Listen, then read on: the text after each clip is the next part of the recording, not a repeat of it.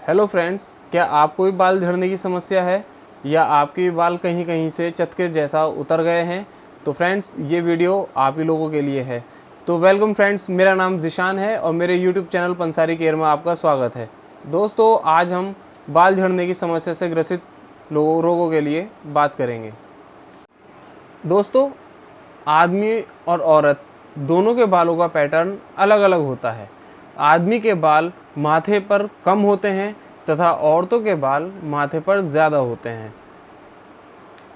आदमियों में टेस्टोस्टेरोन की मात्रा बहुत ज़्यादा पाई जाती है, जो उम्र बढ़ने के साथ साथ आगे चलकर डाईहाइड्रोटेस्टोस्टेरोन का रूप ले लेते हैं, जो कि अक्सर गंजेपन का मुख्य कारण भी माना जाता है। आमतौर पर देखा गया है सभी लोगों के बाल झड़ते हैं, तो इसका मतलब ये नहीं है कि आपके बाल झड़ रहे हैं, ये नॉर्मल है। लेकिन अगर आपके बाल झड़ रहे हैं और उसकी जगह नए बाल आपके सर में नहीं उग कर के आ रहे हैं, तो ये समस्या होती है गंजा होने की या गंजेपन का शिकार होने की। तो आपको सबसे पहले देखना होगा कि आपके जो बाल झड़े हैं उनकी जगह पर नए बाल उग कर के आने शुरू हुए हैं या नहीं। अक्सर देखा जाता है कि कुछ लोगों के बाल कहीं कहीं से उड़ जाते हैं, जैसे सर के बीच से बाल उड़ जाएंगे, सर की साइड से बाल उड़ जाएंगे। उन बंदों की दाढ़ी के बीच से बाल उड़ जाते हैं, दाढ़ी की साइड में से बाल उड़ जाते हैं और वहाँ पर बाल नहीं आते और वो स्किन वहाँ की चिकनी चिकनी सी हो जाती है। तो इसको हम आम भाषा में कीड़ा लगना बोलते हैं। दोस्तों, अब सवाल ये उठता है कि हमें बाल उड़ने की शिकायत क्यों होती है, क्यों हम गंजेपन के शिकार हो रहे हैं? इसका सबसे बड़ा कारण ये है कि हम खाना बिल्कुल भी सही नहीं खाते हैं। हम ना तो हरी सब्जियां खाते हैं, ना दालें वगैरह खाते हैं, हम खाते हैं फास्ट फूड, जो कि हमारे लिए बहुत नुकसानदेह है। बेहतर होगा कि हमें अपने बालों को बचाने के लिए घर का बना खाना खाएं, दालें खाएं, हरी सब्जियां खाएं, सलाद खाएं। ये हमारे लिए सबसे बेहतर विकल्प है। दूसरा कारण है विटामिन डी की कमी होना। अक्सर हम लोग जब भी धूप में निकलते हैं तो अपने आप को पूरा कवर कर लेते हैं, या किसी गाड़ी में बैठ के जाते हैं, बाइक से जाते हैं तो अपने हाथ को, अपने सर को हेलमेट से कवर कर लेते हैं, हाथों को कपड़े से कवर अप कर लेते हैं। तो हमें थोड़ी बहुत धूप जो मिलती थी वो भी नहीं मिल पाती है। विटामिन डी में धूप का सबसे बड़ा योगदान है, सबसे बड़ा स्रोत धूप ही है विटामिन डी की। आप बेहतर होगा कि 10 मिनट 15 मिनट आप धूप में वॉक कर लें, तो आपके विटामिन डी की कमी पूरी हो जाएगी। तीसरा कारण है हार्मोनल प्रॉब्लम। बहुत से लोगों के हार्मोन्स गड़बड़ा जाते हैं, जैसे वो दवाइयाँ खाते हैं, किसी अलग अलग चीज़ की दवाई खाएंगे तो हार्मोन्स गड़बड़ हो जाते हैं, तो उससे भी बाल उड़ सकते हैं।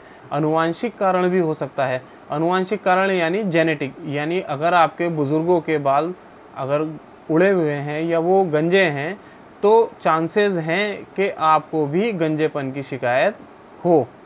एक कारण प्रदूषण का भी होता है।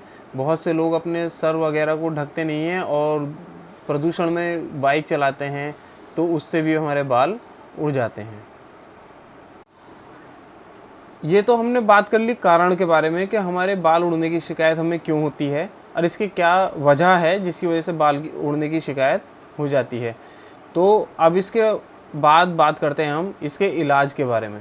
तो दोस्तों, इलाज के बारे में जानने से पहले प्लीज़ मेरे चैनल को लाइक कीजिए, सब्सक्राइब कीजिए और बेल आइकॉन को क्लिक कीजिए, जिससे मेरी आने वाली वीडियोज़ के नोटिफिकेशन आपके पास आते रहें और आपको इस तरह की जानकारी मिलती रहे। तो अब हम नुस्खों के बारे में बात करते हैं। तो हम एक बहुत ही छोटी चीज़ सबसे पहले लेंगे। एक शुरुआत हम एक सबसे छोटी चीज़ से करते हैं, वो है हमारी किचन में मिलने वाली प्याज। प्याज का हम रस निकाल लेंगे। रस निकालने के लिए हमें उसको कद्दूकस करना पड़ेगा। कद्दूकस करने के बाद किसी कपड़े में डाल के हम उसे निचोड़ देंगे, तो उसका रस निकल जाएगा। हमें अपने जहाँ भी बाल उड़ने की शिकायत है, बालों, सर पर या हमारी दाढ़ी पर, तो हमें उसे रस को लगा लेना है। दूसरा, लोगों को लगता है कि यार प्याज की बदबू आएगी, मुझे पसंद नहीं है प्याज, कैसा लगेगा, तो उन लोगों के लिए ये है कि 2 चम्मच तो प्याज का रस ले लें, 1 चम्मच शहद ले लें और 1 चम्मच गुलाब जल ले लें। अब इन तीनों चीज़ों को अच्छे से एक कटोरी में लेकर के मिक्स कर लें और अपने बालों की जड़ों पर अच्छे से लगाएं। जब आप इसको बालों की जड़ों पर अच्छे से लगा लेंगे, तो उसके 30 मिनट के बाद ताज़े पानी से या शैम्पू से इसको आप धो सकते हैं। तो आप देखेंगे जब आप लगातार हफ्ते में 2 से 3 बार इसे इस्तेमाल करेंगे तो मुझे लगता है कि लगभग 1 महीने के अंदर अंदर आपको रिज़ल्ट आने शुरू हो जाएंगे। तो दोस्तों, दूसरा नुस्खा आपके लिए है मेहंदी लगाना। कुछ लोगों को मेहंदी लगाना बहुत पसंद है और कुछ लोगों के बाल रूखे होते हैं, बेजान होते हैं, उन लोगों को भी मेहंदी लगानी चाहिए।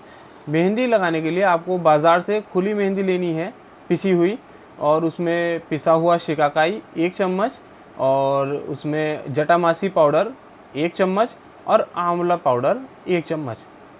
तीनों चीज़ें 1-1 चम्मच लेनी है और आपको मेहंदी में मिला लेनी है। और उसके बाद कॉफ़ी का पानी या गर्म पानी में कॉफ़ी घोल लें, फिर उसको छान लें। उस पानी में आपको ये मेहंदी घोल लेनी है, इसका पेस्ट बना लेना है और अपने बालों पर लगाना है।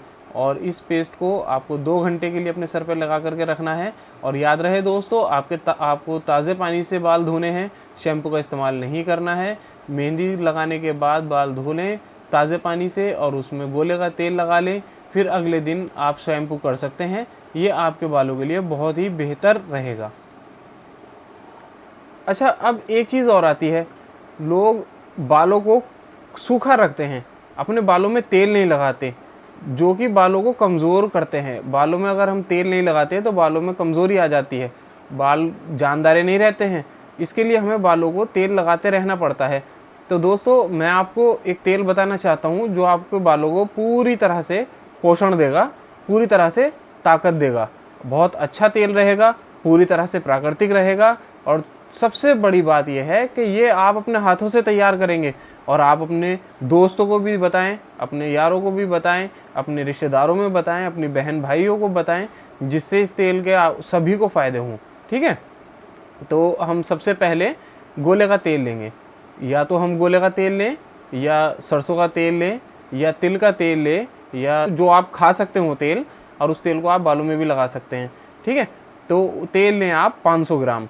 अब उसमें कुछ चीज़ें हैं जो मैं आपको बताता हूँ और मैं आपको उसके फ़ोटो भी दिखाता हूँ साथ साथ। तो पहली चीज़ है ब्रह्मी,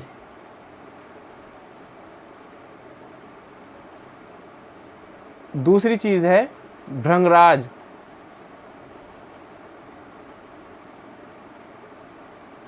तीसरी चीज़ है आंवला,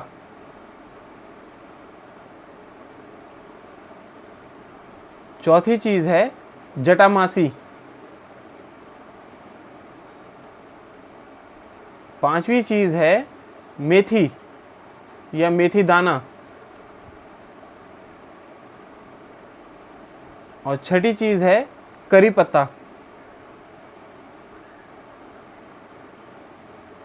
तो दोस्तों, आपने इन सब चीज़ों को तो देख ही लिया होगा, मैंने आपके लिए फ़ोटो लगा दिया है। और अब आपको इन सब चीज़ों को एक साथ तेल में, गोले के तेल में या तिल के तेल में, जो भी आपने तेल लिया है उस तेल में डाल लें और इसको धीमी आंच पर आग पर पकने के लिए रख दें। अब इसको पकता रहने दें। जब ये आधा हो जाए तेल, तब इसको आग पे से उतार लें और उतारने के बाद इसको ठंडा होने दें। ठंडा होने के बाद इसको आप अच्छे से मैश कर लें। इसको मसल के इसके अंदर जो तेल आ गया है उसको निकाल लें और उस तेल को आप कपड़े पे रख करके छान लें, बारीक कपड़े पर छान लें। और छानने के बाद आप उसको किसी बोतल में भर के रख दें और हफ्ते में कम से कम 3 बार बालों की जड़ों में ज़रूर लगाएं। इससे आपके बालों में ताकत आएगी, आपके बालों की जितनी भी परेशानियां हैं सारी दूर हो जाएंगी। और बाज़ार में मिलने वाले तेलों से लाख गुना अच्छा ये तेल है जो आपने अपने घर पर तैयार किया है। दोस्तों, तेल लगाने के बाद आपको कुछ खाना भी होगा जिससे आपके बालों की जड़ें अंदर से मजबूत हों। उसके लिए आपको रोज़ 5 बादाम रात को पानी में भिगो के रखने हैं और सुबह को उन बादाम का छिलका उतार के वो बादाम खा लेने हैं। और आपको आंवला ज़रूर खाना है, चाहे आप आंवले की चटनी खाइए, चाहे आप आंवला डायरेक्ट खाइए, या आप आंवले का मुरब्बा डायरेक्ट खाइए, आप किसी भी तरह से खाइए, लेकिन आंवला ज़रूर खाना है। बालों के लिए सबसे बेहतर चीज़ है आंवला। दूसरी चीज़ है कि आपको स्ट्रेस कम लेना है, आपको गुस्सा बिल्कुल नहीं करना है और आपको खुश रहना है, हंसते हुए मुस्कुराते हुए रहना है। तो दोस्तों, ये तो मेरे पास जो जानकारी थी मैंने आपको दे दी है। और अगर ये जानकारी आपको अच्छी लगी हो तो आप अपने दोस्तों से शेयर कीजिए, जिससे कुछ उनको भी फ़ायदा हो जाए और आपका भी भला हो जाए। धन्यवाद।